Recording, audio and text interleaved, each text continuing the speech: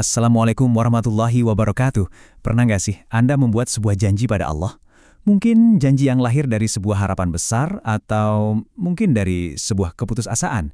Nah, dalam Islam janji ini kita kenal sebagai nadhar, sebuah amalan yang dahsyat tapi sekaligus jadi semacam pedang bermata dua. Di satu sisi bisa jadi pengabdian yang tulus, tapi di sisi lain bisa jadi jerat syirik yang mematikan. Hari ini kita akan telusuri jalan penting ini bareng-bareng. Coba deh ingat-ingat lagi, pernah nggak Anda dalam hati berjanji, "Ya Allah, kalau saya lulus ujian, saya janji bakal puasa Senin Kamis sebulan penuh."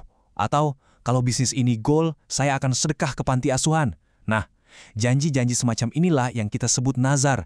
Dekat banget kan sama kehidupan kita? Tapi, justru karena dekat itu, kita harus paham betul. Karena ini syarat dengan konsekuensi iman. Oke, jadi apa sih sebenarnya hakikat nazar itu? Yuk, kita bedah esensinya langsung dari kacamata syariat. Karena paham soal ini adalah kunci buat membuka kekuatannya, sekaligus menghindari jebakannya. Ini dia intinya. Nazar itu adalah ketika Anda dengan sadar dan sengaja mewajibkan diri Anda untuk melakukan suatu ibadah yang asalnya itu nggak wajib. Tadinya sunnah, Anda ubah jadi wajib untuk diri Anda sendiri. Ini komitmen yang dalam loh, sebuah ikrar yang tujuannya cuma satu, untuk mendekatkan diri kepada Allah. Jadi ini bukan sekedar kata-kata, tapi ini adalah proses mengubah niat menjadi sebuah kewajiban suci. Sekarang, mungkin ada yang bertanya, emang seagung apa sih ibadah nadar ini? Nah, jawabannya ada langsung di dalam Al-Quran.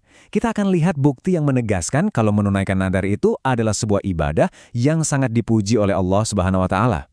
Mari kita dengarkan dengan saksama firman Allah yang mulia di dalam surat Al-Insan ayat yang ke-7. Yufuna bin nadri wa yakhafuna yawman kana syarruhu mustatira. Masya Allah, luar biasa kan? Allah sendiri yang memuji para penghuni surga, salah satunya karena apa? Karena mereka menunaikan nadar mereka.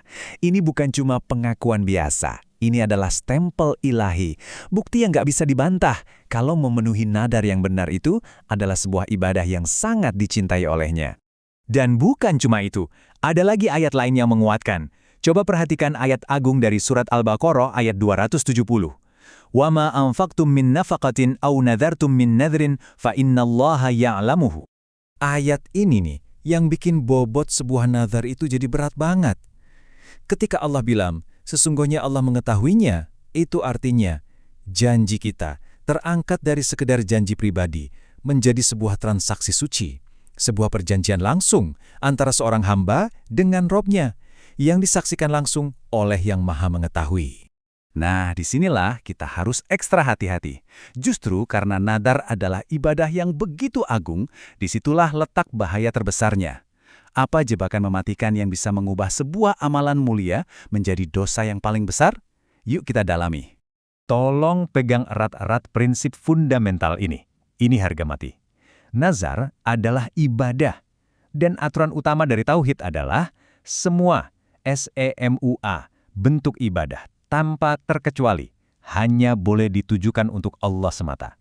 Begitu kita palingkan ibadah ini kepada selain Dia, siapapun atau apapun itu, saat itulah kita tergelincir ke jurang syirik. Rasulullah Shallallahu Alaihi Wasallam sudah memberikan kita panduan yang super jelas dalam hadis yang diriwayatkan oleh Aisyah radhiyallahu anha. Man nadhara an yuti Allah falyuti'u, wa man nadhara an ya'si Allah fala ya'sih.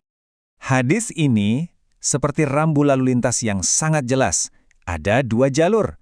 Kalau nazar Anda isinya adalah ketaatan pada Allah, maka jalurnya adalah lampu hijau. Wajib jalan terus, wajib ditunaikan. Tapi kalau nazar Anda isinya maksiat atau ditujukan kepada selain Allah, jalurnya adalah lampu merah. Stop, haram hukumnya, jangan pernah dilaksanakan. Pilihannya tegas dan gamblam.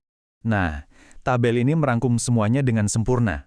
Gampangnya gini, nazar untuk taat pada Allah wajib dipenuhi, dan insya Allah pahala menanti.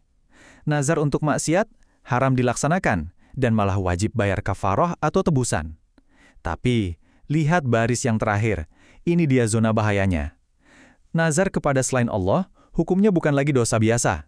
Ini adalah syirik akbar, dosa terbesar, yang satu-satunya cara menghapusnya adalah dengan taubat yang sebenar-benarnya. Oke, sekarang kita masuk ke bagian yang nggak kalah penting, meluruskan salah kaprah. Ada beberapa keyakinan keliru soal nazar yang sayangnya sering banget beredar di masyarakat. Waktunya kita soroti kesalahan-kesalahan ini dengan cahaya ilmu. Ini dia beberapa virus dalam akidah. Ada yang meyakini seolah-olah nazar itu punya kekuatan super, bisa menyembuhkan penyakit, menolak bala, mendatangkan rezeki, bahkan mengubah takdir. Ini adalah kesalahan fatal. Nazar itu tidak punya kekuatan apa-apa. Ia nggak mengubah takdir. Semua kekuatan itu mutlak 100% hanya milik Allah semata. Dan coba deh, renungkan argumen logis yang luar biasa dari Syekhul Islam Ibnu Taimiyah. Logikanya gini, kalau nazar yang ditujukan kepada Allah saja tidak punya kuasa untuk mengubah takdir, bagaimana mungkin kita berharap pada nazar yang ditujukan kepada makhluk yang lemah dan fana? Mau itu nabi, wali, atau penghuni kubur sekalipun. Logis banget kan? Dan untuk menutup semua perdebatan, para ulama sudah satu suara. Asy-Syaikh Kasim menegaskan kalau nazar yang ditujukan kepada makhluk itu hukumnya batal, tidak sah berdasarkan ijma atau konsensus para ulama. Artinya apa? Sudah tidak ada ruang lagi untuk interpretasi lain. Masalah ini sudah final. Jadi setelah semua pembahasan ini, apa poin utamanya? Apa langkah konkret yang harus kita pegang erat-erat untuk menjaga kemurnian iman kita saat berurusan dengan nazar? Ini dia 4 langkah praktisnya. Pertama, selalu ingat di dalam hati nazar itu ibadah yang agung. Kedua, pahami sampai ke akar-akarnya ibadah itu hanya milik Allah. Ketiga, hindari sejauh-jauhnya mengarahkan nazar kepada siapapun selain Dia. Dan yang keempat, yang paling penting dari semuanya, jagalah benteng tauhid Anda. Lindungi dari noda syirik sekecil apapun itu. Nah, sekarang ilmunya sudah kita dapatkan bersama. Pertanyaannya kembali pada diri kita masing-masing. Coba tanyakan dengan jujur. Kalau suatu saat nanti Anda bernadar, kepada siapa nadar itu akan Anda persembahkan? Jawaban Anda akan menentukan kualitas dan kemurnian tauhid Anda. Semoga